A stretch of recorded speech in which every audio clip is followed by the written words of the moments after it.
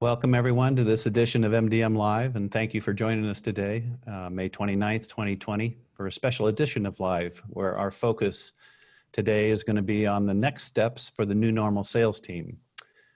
Catchy, huh, Mike? I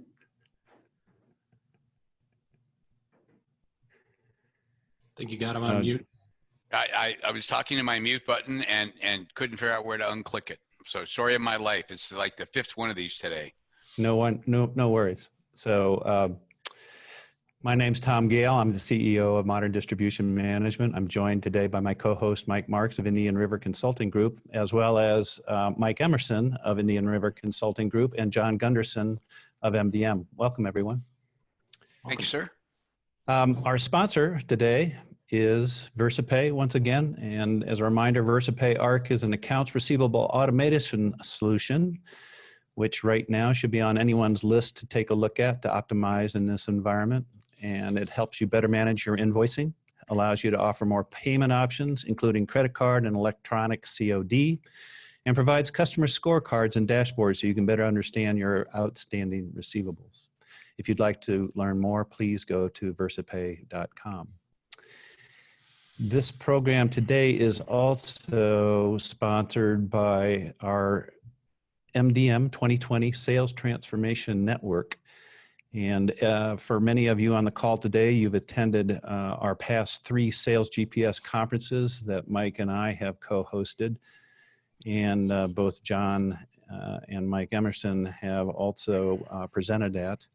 And this year, because of what's happened here in the last 10 to 12 weeks, we've really transformed this Sales Beat GPS conference into an immediate network to really begin to share and bring together a lot of the thought and research that we've been doing over the last 4 years on this into an ongoing project, really, and program. And there's a link here. We'll be sending out more information after today as well.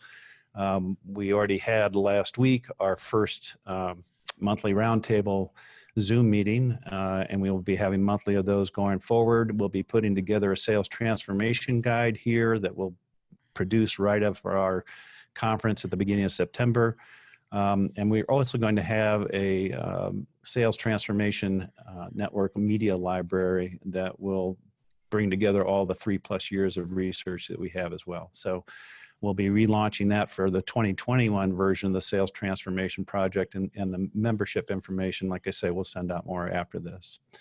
So with that, I'd like to just jump in right now and welcome our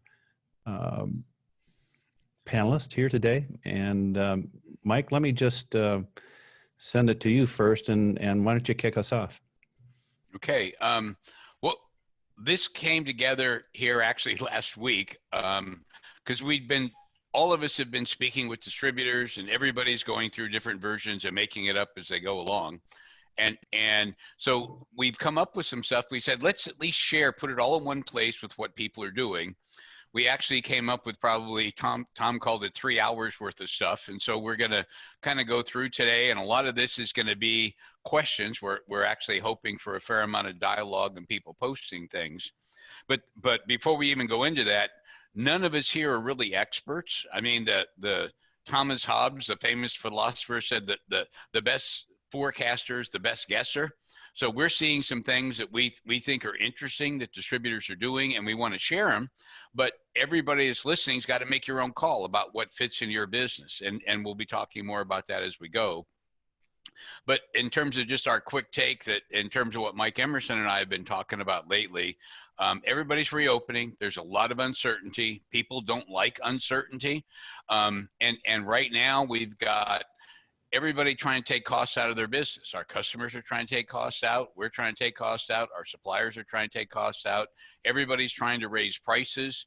And so we're going to be seeing price increases. You're going to see demands from customers. This activity hasn't even really started yet, but it's going to get pretty interesting over the next couple of months. Wanted to point out 2 things from prior panelists, because a lot of what we've got have been in sort of background conversations with our panelists. And two of the prior panelists, Dillon Supply and Hisco, both have had for years extensive documented cost reduction programs for their customers. In other words, their sales guy can go in there and say, part of my incentive is trying to lower your costs. And the customer says, well, cut your price. And they go, I can't do that. And he says, well, you can't help me, kid. And the kid goes, well, can I go out and look and see if I can find a way?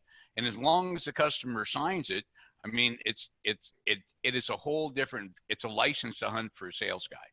So one of the things you may want to be thinking about, both companies have been very successful with it. It may be time to be thinking about that, because as you get pressure from the customers to lower your price, it might be neat to be able to have an alternative instead of that, or be able to swing them back to your value proposition.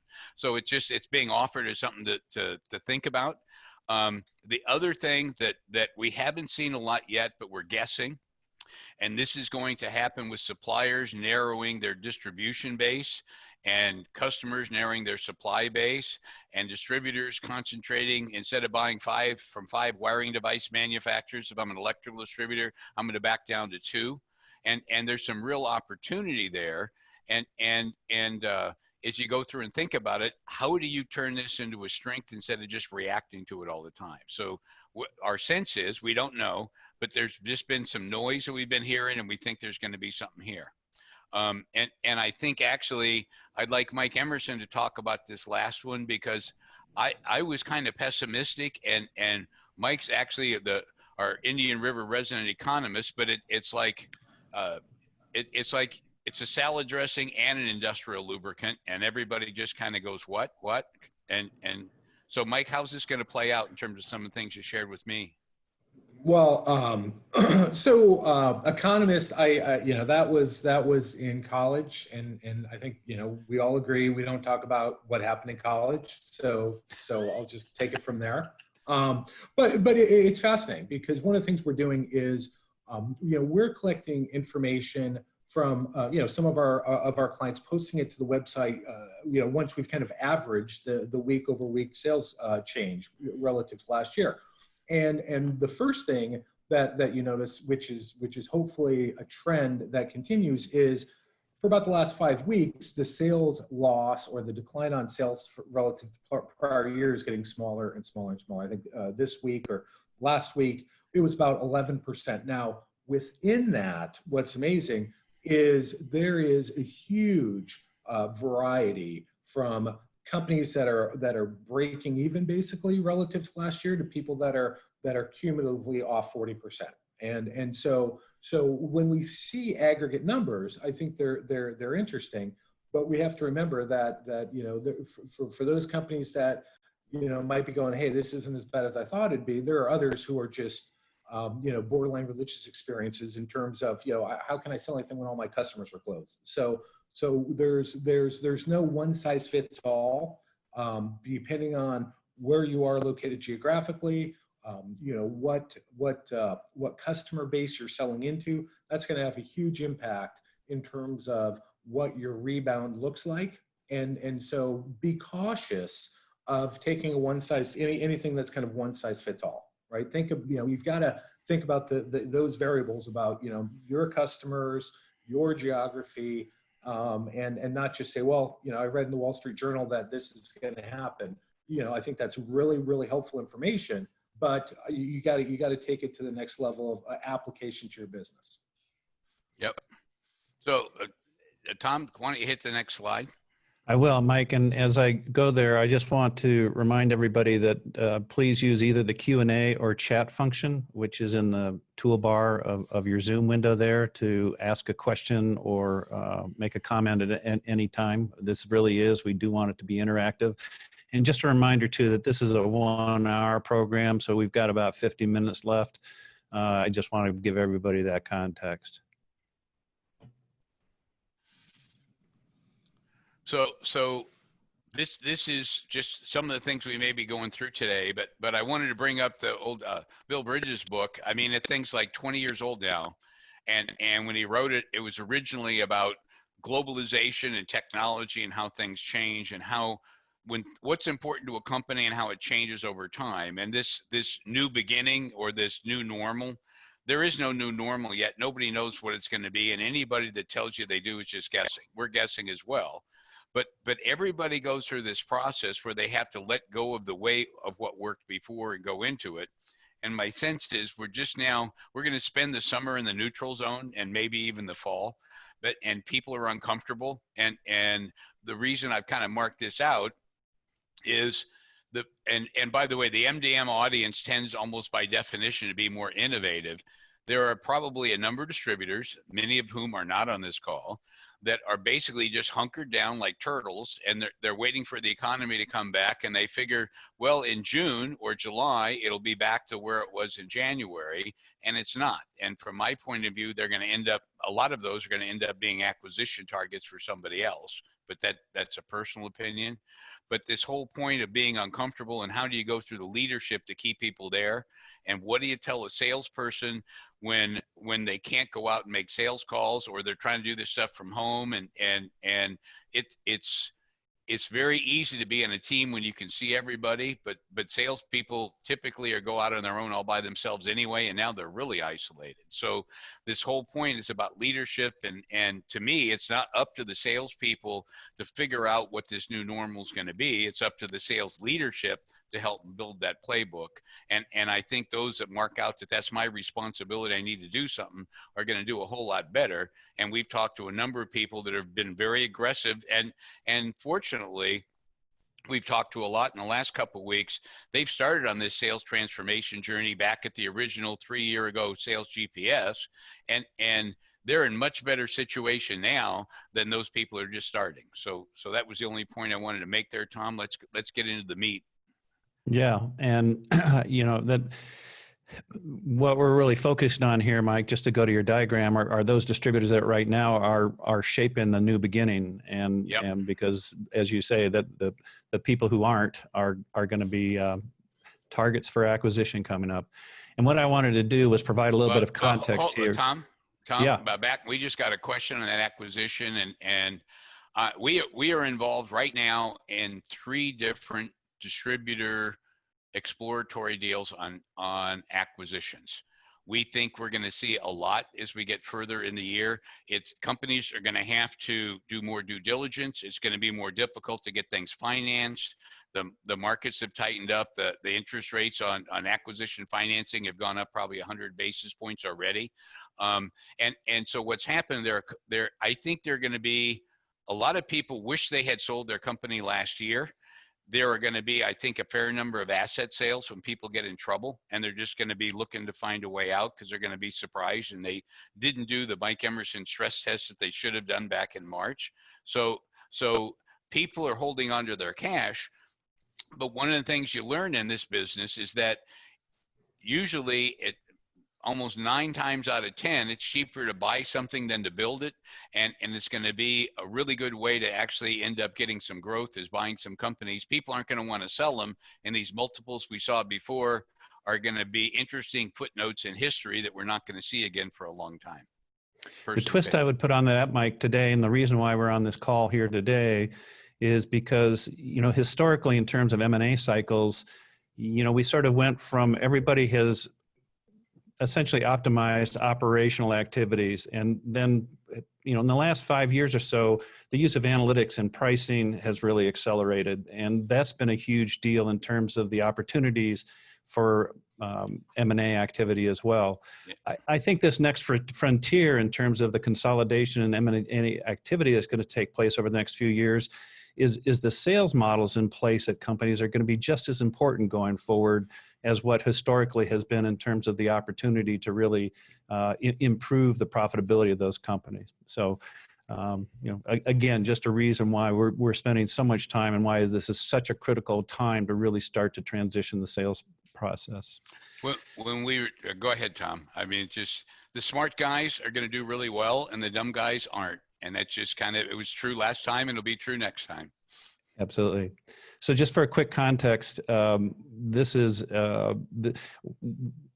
we do an annual economic benchmark, and we work with the University of Colorado Leeds School of Business, and we've got a team of economists there who build forecasts for us and that we use with our clients for MDM analytics. What I wanted to do is show here in terms of this is the overall wholesale distribution sector in the U.S. This past year, it was a little bit over $6 trillion. About 30% of US GDP typically flows through distribution across 19 sectors. This is all aggregated here, but what I wanted to just show is one, the comparative with 2009, where there was a lower than, more than a 20% drop before recovery. The forecasting right now that we're seeing, and again, on the right here is really the last 3 years here, quarter by quarter forecasting is what I want to highlight, is there's a optimistic baseline and pessimistic. This year is going to be, absolutely this quarter is going to be the worst. And also I just want to put a caveat in here that models today have a very short shelf life, and this was actually created probably about 6 to 8 weeks ago. And it starts with a Moody's baseline forecast that our CU team then takes and really isolates very specific leading indicators into each of the sectors of distribution. So it's the traditional industrial production index, but construction, but even more broader consumer into the specific end markets that are impacting each of the 19 sectors of distribution. The real story I just wanted to share here is if you look at 2021, it's really not until the second quarter that you see some substantial growth and recovery taking place, and the back 3 quarters of 2021 in the model right now. I expect this model to get a little bit more optimistic, but I don't expect the trending of it overall to be that different. And again, 2022 is going to be a growth year as well. So, with that, I just wanted to kind of, based on what Mike Emerson's more granular and the index that you guys are looking at, I wanted to provide this context as well. But by the way, one other thing to add in here, and this Mark Evans just posted a deal, and Mark's comment was great article from McKinsey Insights that supports this transition slide, and the article was Return a New Muscle, Not Just a Plan. McKinsey puts out 1 or 2 very thoughtful pieces every single day, and it's in McKinsey Insights, and you can sign up for it for free. And I probably spend a half hour to an hour just looking at McKinsey material and take that material. Some of it fits, but it's all makes you think, and it helps think critically. So this is one of the things you don't have to pay for. I look at it as a very non-biased. I mean, their goal is to get clients, and so what they have to do is be smart and insightful and valuable. So I'll accept that bias to their agenda, but it's worth looking at. If McKinsey Insights, it's free. Yeah, and we'll be sending out a link, and when we do a follow-up, we'll be sending a link to this program and the slide deck, and we'll also be sharing any kind of links that we talk about today as well. And we're getting some questions about M&A, and I'm specifically, we're not going to address M&A today. I'm really going to keep our conversation as much as we can right now focused on the sales topic that we're in. So that's my job, to be the traffic cop. So I'm going to do that. And with Mike, go ahead and work us through this next slide, if you would. Okay. Well, there's a theme, and everybody's got something different. And this theme we started to pick up in Asia first, because you're a distributor, you've been kicked in the stomach, we've gotten up, we've shaken it off, the economy's opening up again, you got your hot spots and all the adjustments, and different people are going through this at different phases. And this story, and again, we're making this up, this isn't anybody's specific story. I just want to share these themes because it's very important in this transition, this neutral zone, that sales management has the leadership for their team. And this is the basic vision. And this ladder thing came from somebody in India, actually. But imagine you're a sales manager, you take this around, and what we'd be suggesting, you sit down with your leadership, have this discussion, and then really start to build your plan going forward. And you tell your salespeople, look, we were all climbing a ladder of growth. We had other competitors on ladders. We'd look sideways each way and see who's ahead or who's behind. And right now, all those ladders just got dropped way down. But the key point in this is that our relative position on those ladders are the same place against our competitors that they were when the economy was good. The thing that's really important is what happens when we come back. Are we going to follow and maintain that gain? Are we going to lose it? Can we increase the gain? And one of the things that happens is that we know, based on what Tom just showed you and what Mike had said, that this year is going to have a lot of economic uncertainty. For a number of people that Mike talked about, it's going to be a giant cow pie. I mean, there's just no other way to get around it. So if you think about it, and distributors, I think, are much further ahead than manufacturers about recognizing this. There's still manufacturers thinking they're going to make their annual plan magically some way by cutting out distributors and selling direct. You know, that's going to be the Dr. Phil, how's that working for you? But my point here, sorry, I got excited about, we've talked to some stupid, never mind. As every sales team, if you've ever carried a bag, everybody's out there busting really hard trying to get orders. The economy's bad. Everybody's after everything. And every sales rep's thinking, well, maybe next month it's going to get better. And it's not going to get better. And they're going to get more and more demoralized as they go. So if you're the sales manager talking to your team, say, this is the market. Our competitors are going to be getting demoralized. Suppliers are going to be doing goofy stuff. And so the key message is this bottom one that starts with, we know. We know things will be different when things settle out, but you know what? In the meantime, our goal as a company is we want to gain share on this ladder. When things get back to normal, instead of looking across at our competitors, we want to be looking down on their ladders. And so what we're going to do with our customers, boys and girls, is that we're going to be friendly. We're going to be courteous. We're going to be curious about the new normal. We're going to be helpful, and we're going to have a positive attitude going through, because we know it's a marathon, not a sprint. And these 4 points, this is where it got really interesting. And you engage the sales force and say, look, the new normal, we can't just do the same thing. Customers are going to have restrictions. What we want is we want to be looked at as innovators in this new social distancing, new normal, light tails touch selling. And what we want to do is, if we're selling technical products, we want to be the Star Wars guy of knowing how to solve technical problems, and have one sales guy go out and have the tech guy being on FaceTime, and we're sharing whiteboards. We're going to innovate instead of react and lead. And what we're going to do is finding these new ways to solve these problems. Customers are going to be sharing our examples about how we do things with their other suppliers. And we're also going to be in a position to take advantage of all these supply chain disruptions. So what we're basically going to do, and this is a message of the sales force, it's really important, and it's uncomfortable for a lot of people to do it. We're going to have a weak year. We're going to have sales declines. And again, this goes back to Mike Emerson, wherever you are in your market, yours are going to be different. But the key point to make to the salespeople, and I've had 2 guys make a really big deal out of this, is you say our decline in revenue over the long run is going to be less than our competitors, which means we're going to be gaining share and coming out of this thing stronger. So that was just one of the things, and somebody else had actually forced their salespeople, and again, it was forced, to actually role play this so they could actually tell that story to a customer. So I wanted to get that out there, not saying copy this, but I mean, these themes about we want to innovate in the new normal, this is way different than I'm going to learn about more features and benefits and sell products. So Mr. Gunderson, does that make sense to you?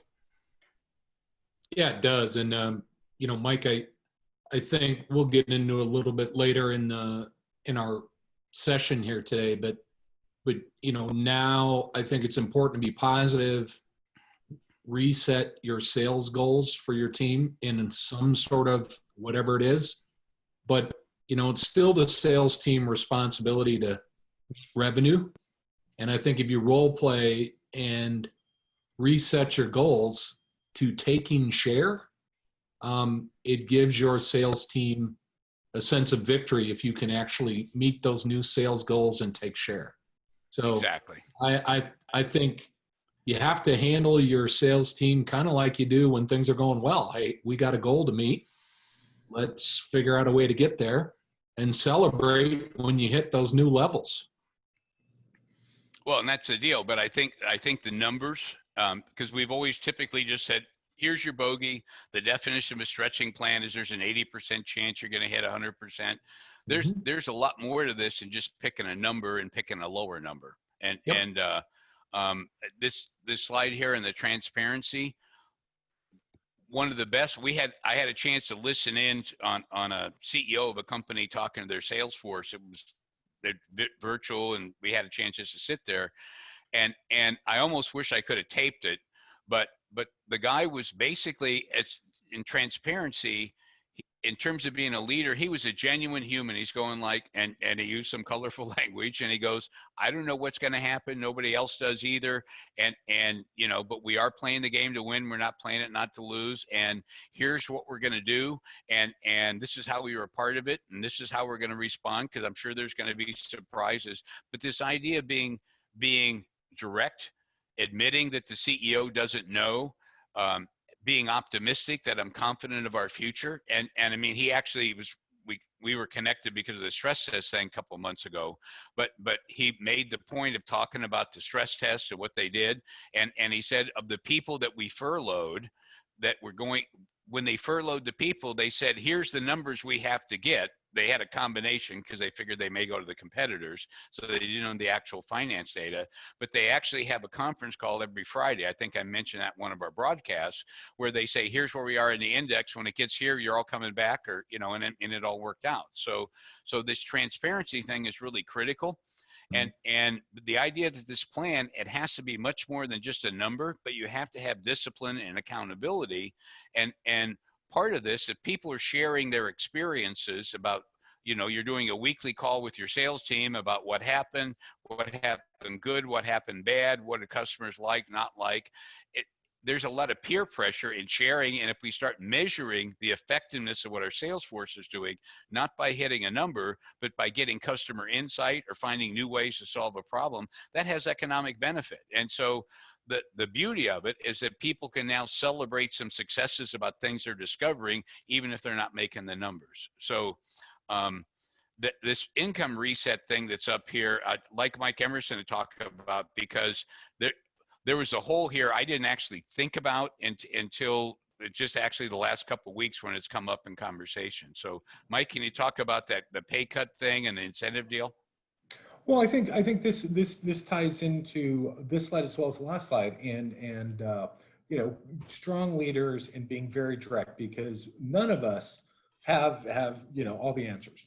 You know, I mean, and what's the right answer today is probably going to be the wrong answer next week. But what we can share is the thought process, right? So we don't know what's going to happen, but we probably do know the thought process, the logic that we're going to use to you know, address things as they arise, right? So a lot of companies have implemented salary reductions. You know, most of them have implemented salary reduction with an explanation in terms of how they're going to go and be reversed. However, it is interesting that I've certainly had a few conversations where there was the reduction implemented, but there was no, you know, what happens next. It was just a big trust me.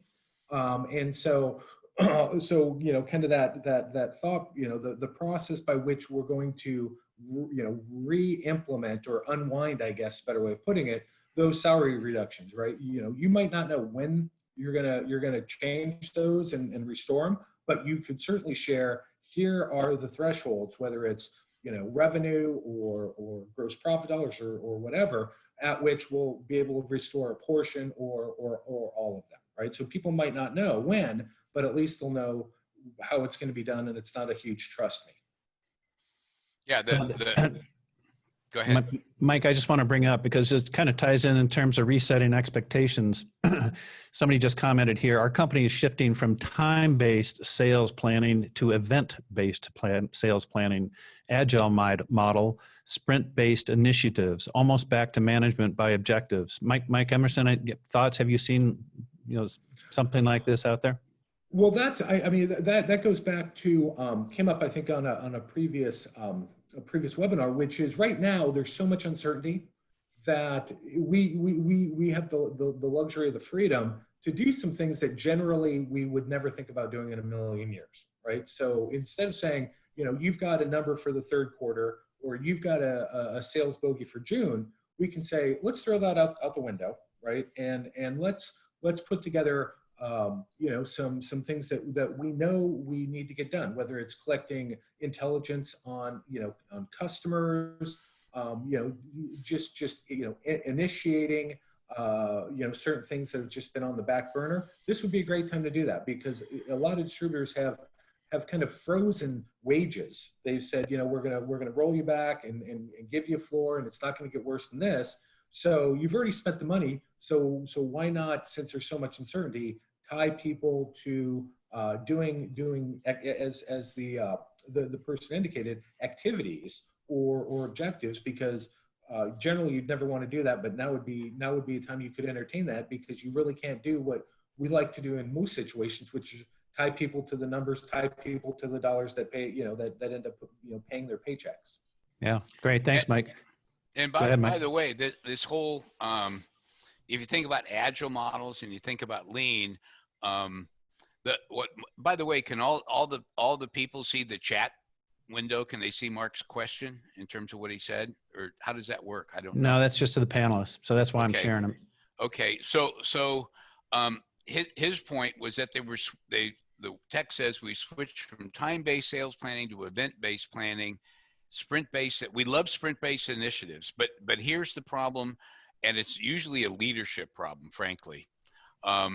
If you're going to go to a management by objectives that says, I can sit down with the sales rep and look at their territory and say, look, if we're not talking about sales, I know we're going to do all the fundamentals. If there's an order out there, we're going to get it. The key thing in a downturn I learned a million years ago back in the 70s was you just do the fundamentals. If guys are making the calls, talking to the right people, the economy is going to be whatever the economy is going to be. You got to stay the fundamentals. But when you start to go back to management by objectives, most sales managers are really challenged to come up with meaningful objectives that add economic value to the business. And that economic value can be intellectual capital that you can build a program around. And it's hard to come up with the objectives. So that, I mean, that might actually be worth we could probably spend an hour just talking about those kinds of things, but that's the hard part, and that's on the manager, not the sales rep. So, yeah. Sorry, just. Great point, Mike. Thanks. So we've got 2 more slides here that get a little bit more tactical, and I want to just Sure, dive into absolutely. those. And then a reminder that we do want to open it up. We've been addressing the question specifically around sales. And Mike, I'll let you kick off and talk through this. And I know John's going to do the next one. Well, I mean, this sets John up. So if you go back to what John said before, and he and I are in violent agreement. Our salespeople are supposed to make the revenue happen. That's why we have them. So this is something that we've been doing with a couple clients, and you're trying to come up with what is the number. What should my number be? And one of the things we've had a lot of success with is back off that number. This gets back into some of the activity management thing and sprints that Mark Evans talked about, but this is more the planning piece. So think about your customers' customers. And so what we did, this was from an industrial distributor in another country, this little table up here. And they went through, I'm not going to spend time into their numbers because it'll make no sense to anybody, but they took the markets that they serve. And what they did is they took a percentage of their sales at each one of these. So you can see they were selling a lot of industrial products of pharmaceutical, process industries, and food manufacturing. If you notice over on the right-hand column, what's the expected COVID impact? And they were looking at this locally in terms of what information they get. And frankly, remember, none of us know, so it's a guess. The best guessers win. And so they end up doing low, moderate, and high just to put, green, yellow, red kind of stuff in it. So one of the things that's really important is you come up with the industries that you serve, you map your revenue into that, and then spend time of those pharma guys and those material handling, whatever your segments are, what's happening to their customers. It's not the people you're selling to, it's the people that they're selling to, what's happening to their market. And what you do essentially, if you do call budgeting, I'm making 5 calls a day, 5 days a week, 25 calls, 13 weeks, 325 calls in a quarter. How do I invest those 325 calls to invest them to get the best return rather than the most recent irate text message? And so you think about call budgeting and where people invest these, because that's your money. So what we're basically saying, you start thinking about measuring customer contacts and customer events, and there's lots of other things to measure besides sales. But then what you do is every distributor, that a lot of distributors don't do ARW, which is a discipline process for ranking account potential. And it's how do you measure their attractiveness to you, their readiness, and their willingness to buy. But your attractiveness of these customers are going to change. So if I've been selling to oil and gas, which is still on the way down, I don't want to be investing a bunch of sales calls to quote service that business. If something comes up, obviously I'm going to pay a lot of attention and bid and be extremely aggressive.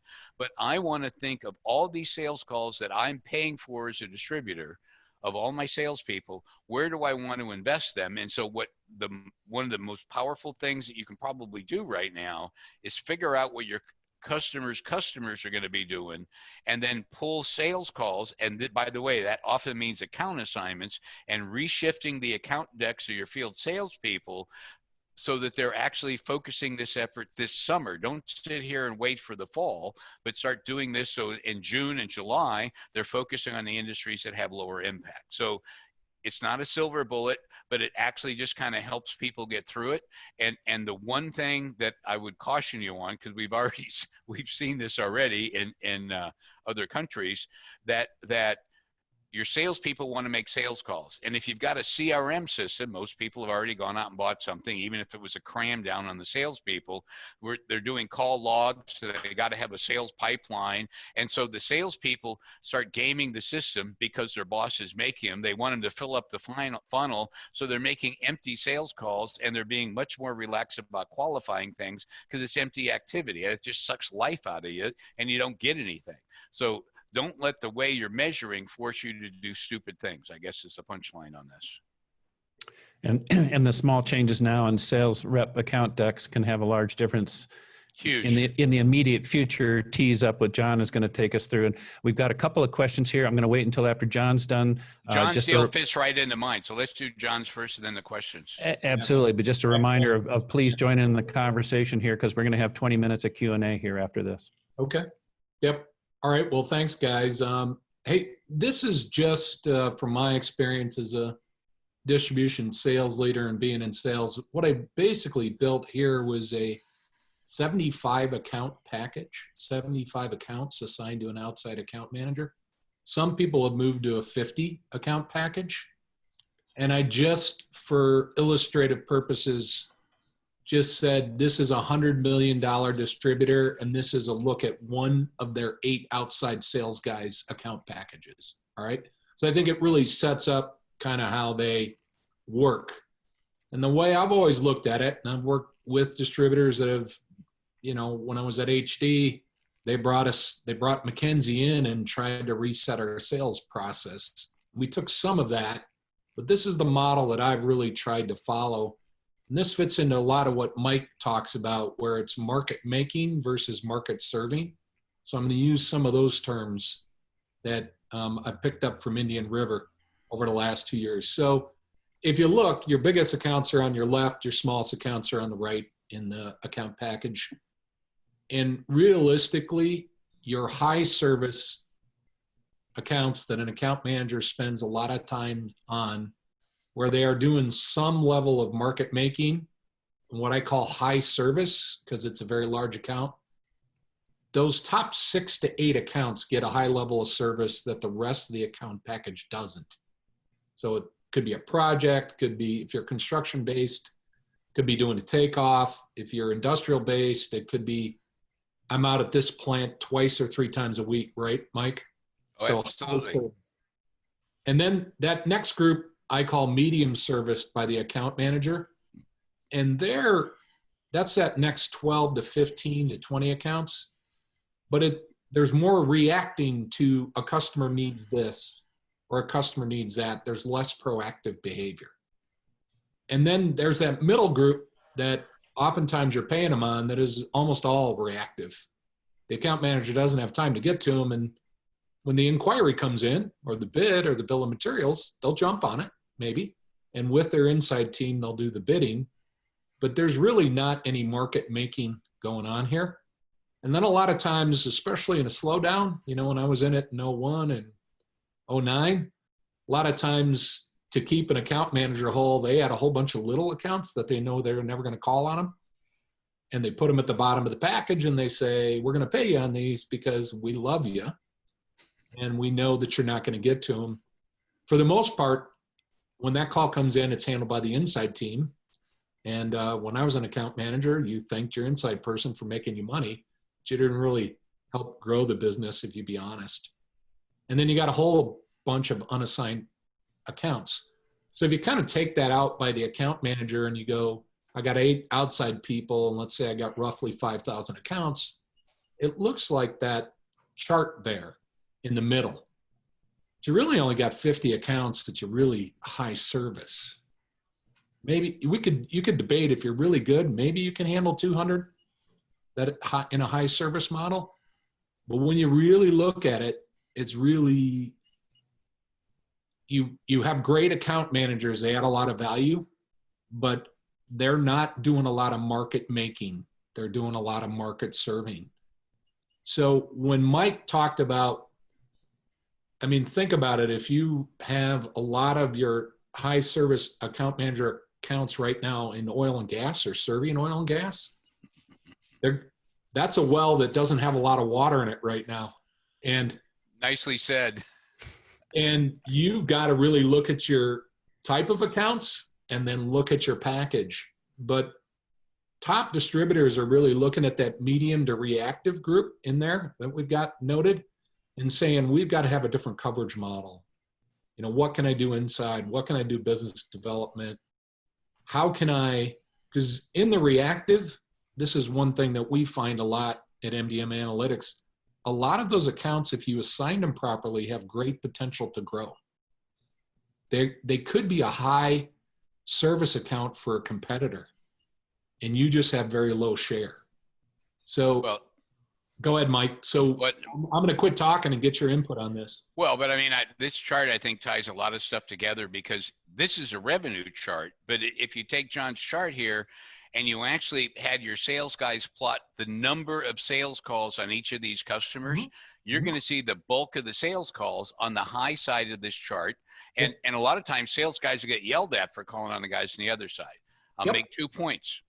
The first is that the ones that we give high service, we probably have a high share of wallet.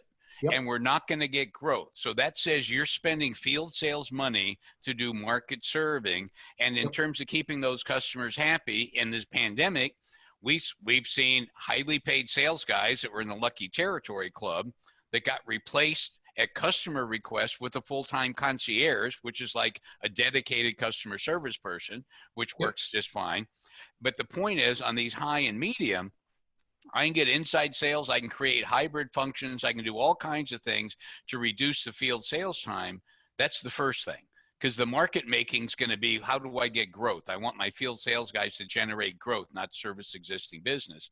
And then if I took, and this is a plug for your analytics, John, if you took this chart and actually plotted the served available market for what a distributor could sell to each of these accounts, it would not look like this. A lot of these guys down here in the middle are going to be even bigger.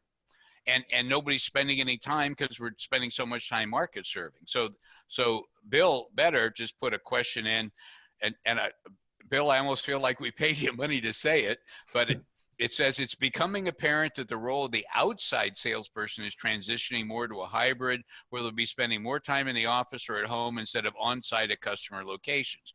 Given they should be much more efficient with much less travel, this is where people get excited.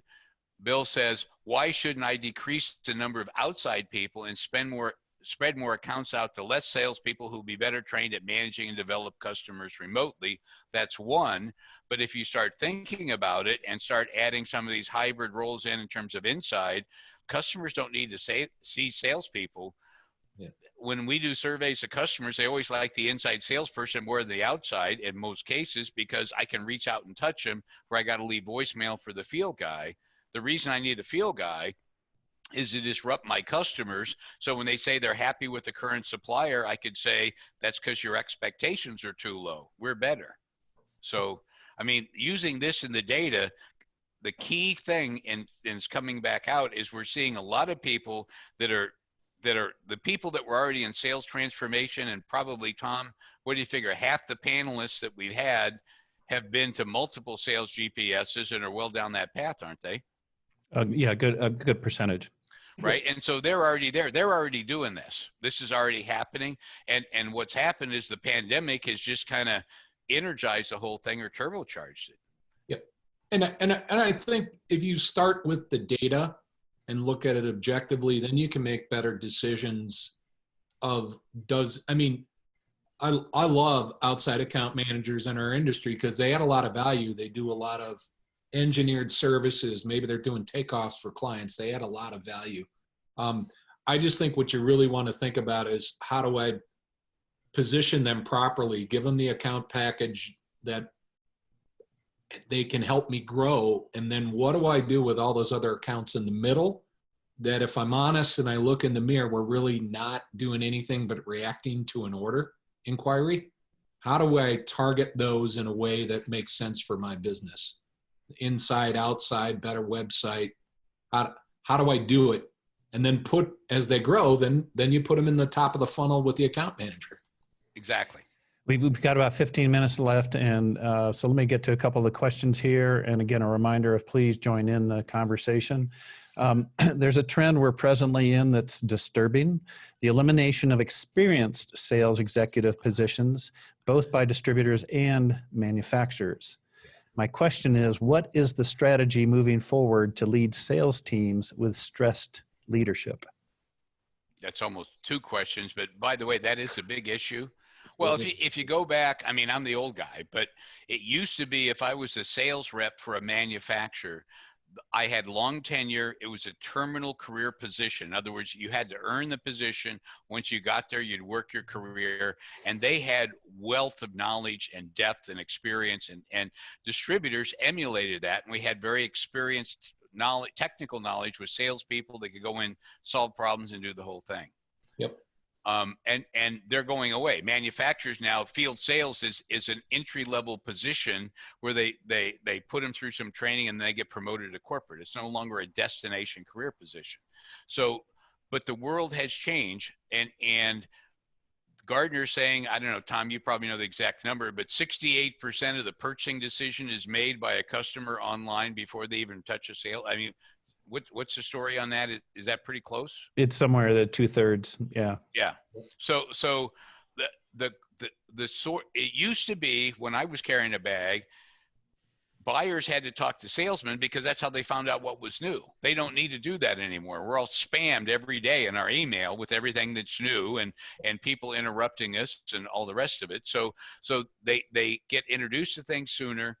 They're the dumbest guy in the market, controls pricing, and everybody's selling everything online, and they got all this crazy stuff going on. So you really need to sort of revisit the role of the salesperson, because the original role was I would sell myself first and people would buy from their friends, and the salesperson was the value proposition. What's changed today is that the value proposition is really company to company, and the salesperson helps communicate that. They're still the point of the spear. It's always going to be different and harder, and we'll always have field salespeople, but they're the point of a spear of a team. And as these things come together, what you see is that the customer wants a reliable supply chain. That field salesperson may be managing the relationship, but they're not in the transaction management and the rest of it. The role is very different, and people are finding very different things. Like a two-step building supply distributor, a lot of those people are turning into consultants because they're selling through lumber yards, and they need to show the lumber yards how the lumber yards can make money. They're not selling to end users in an MRO. So the role is changing, and the old school sort of, it's because of price compression and the transparency, people can't afford to pay for the senior expertise that we have just in case. If I have that expertise that I've invested in, I'm paying for, it's going to be a technical specialist that is going to be shared by all the salespeople. So, and Bill came and first. The Gardner number is 64%, and shout out to Doug Nyberg. Thanks for sharing that, Doug. We're within 3%, Mike. Pretty impressive. Well, it was good drugs back in the 60s, man. I'm a good guesser. So, but Bill followed up on your comment, Mike, to say you could have your experienced salespeople be the market servers and have your hunters be prospecting for new business. Build a compensation model around each role. Yeah, he's right.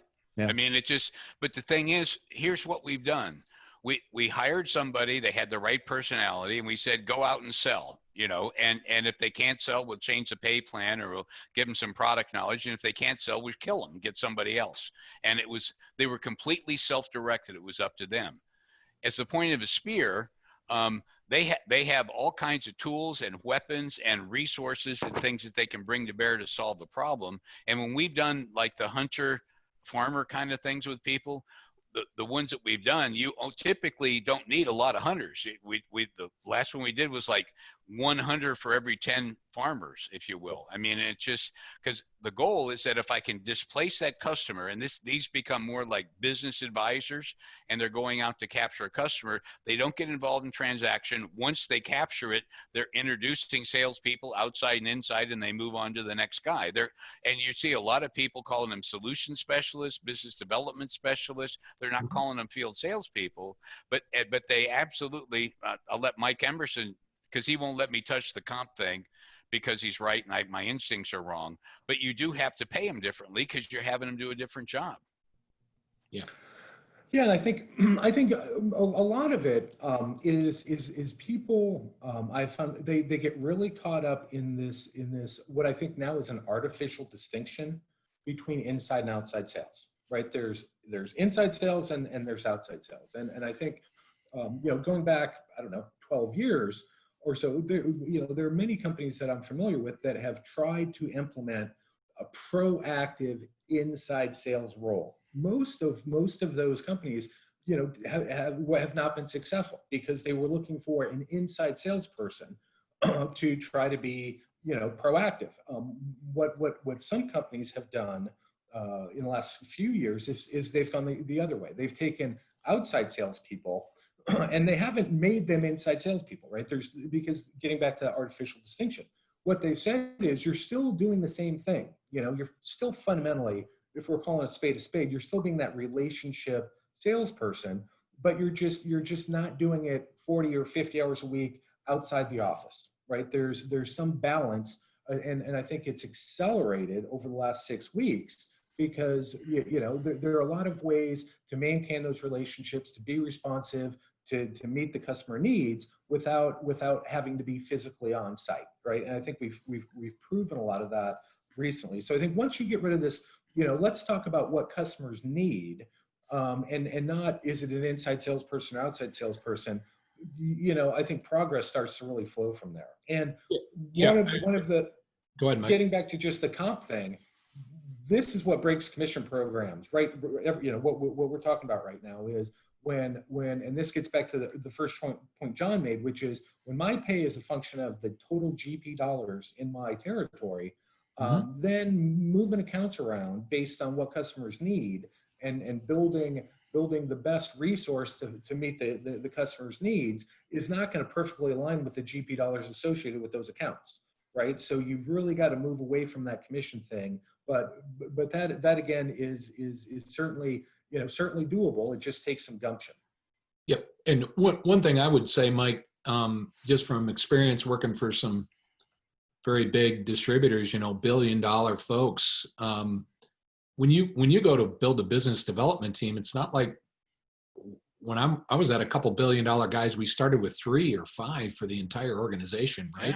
Yeah. Build this. It doesn't take an army to do business development right. I worked for a $2 billion guy that we never got it above 12 people doing it, right? And that was after years of building to that point. We just learned how to qualify opportunities and put them in the right placement.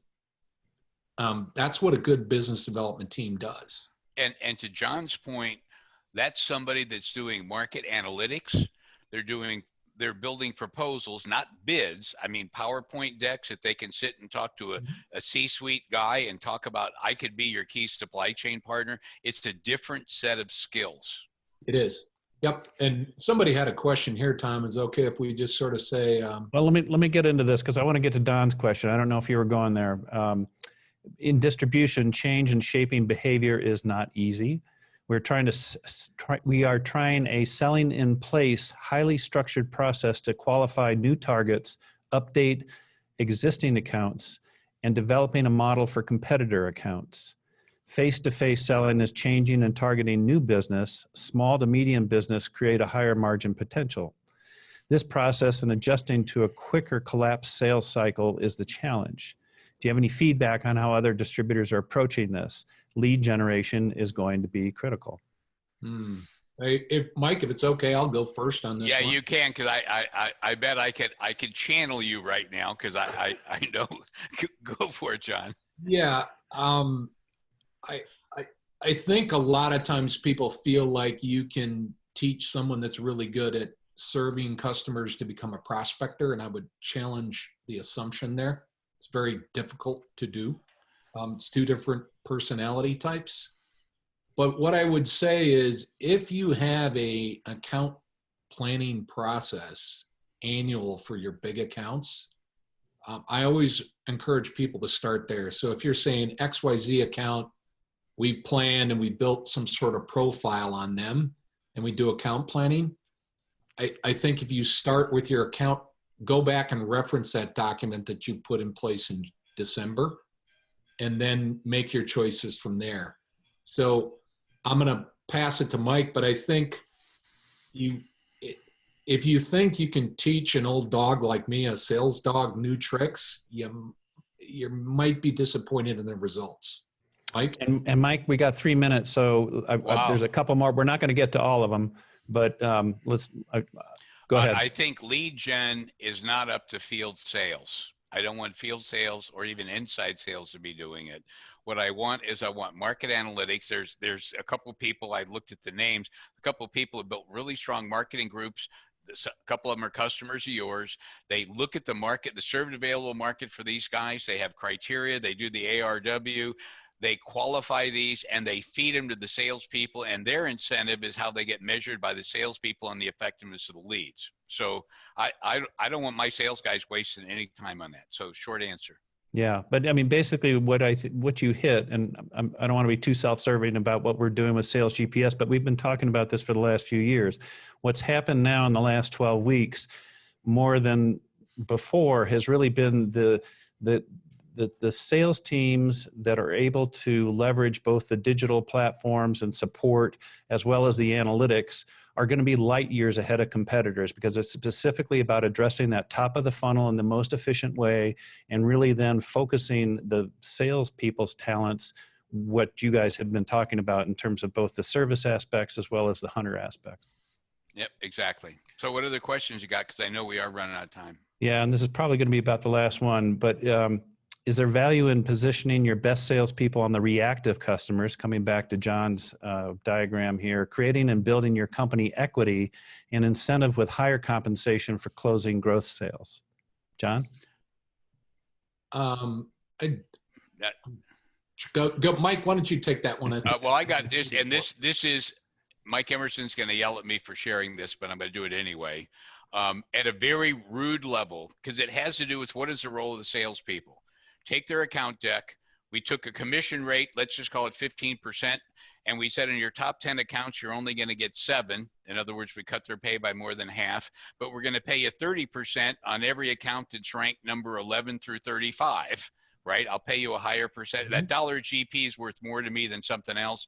But if you get growth in those top accounts, I'll pay you 30% of the growth, but the growth is measured every quarter, so it's not a recurring deal. And it had a major change. Think about what it is you want the salespeople to do. That's the most important part. And then think about what are the skill sets that are needed to do it, which helps you decide how much I have to pay for that. So when I say the best salespeople is best at what? And so then you put all that together. This is about analytics and math and sizing, getting the right number of people doing the right missions and how they all fit together. That's the breakdown between the theory and actually getting it done. And we had a final comment here from Bill before I wrap up here in our last minute. But as Warren Buffett said, when the tide goes out, you find out who's swimming naked. At a time like this, there are some naked salespeople out there. So thank you, Bill. Well, Bill's right. Absolutely. And everybody's embarrassed because a lot of us are standing around. Well, never mind. We could go further with that, but we're out of time. So first, thank you all for attending today, and thank you, Mike, and John. Thank you, guys. we did not get to all the questions, and you know, I know we're going to be looking at incorporating more of this as we go forward with MDM Live. But just a reminder that we will be also sending more information about the Sales Transformation Network, the monthly calls that we will be doing, as well as our Sales GPS conference the first 2 days of September, which will be both virtual and live. And so there's an option there in terms of how you can participate in that as well. So with that, thank you, Mike. One last thing is that we're sharing what we're seeing. We don't know. You need to think about all this stuff very critically about what's best for your company, and you're going to take some risks with incomplete information. That's the nature of the beast, but we'll keep feeding it to you. And the key thing is here, what we're doing is really, and we'll be actually putting together a formal sales transformation guide mid-September as part of this membership and the Sales Transformation Network. But we can't create the playbook that is right for every company, that only the company can create that playbook and the leadership in that company. What we can do is give a lot of guidance and tap into really smart people like both of you, Mikes, and many others out there, and try to get as much information that's really developing every single week right now. So with that, as always, a pleasure to spend time with both of you. Thank you and have a great weekend. We'll see you next week. Take care, Tom. Thanks, It's always a everyone. hoot, man. See you. Bye. Take care.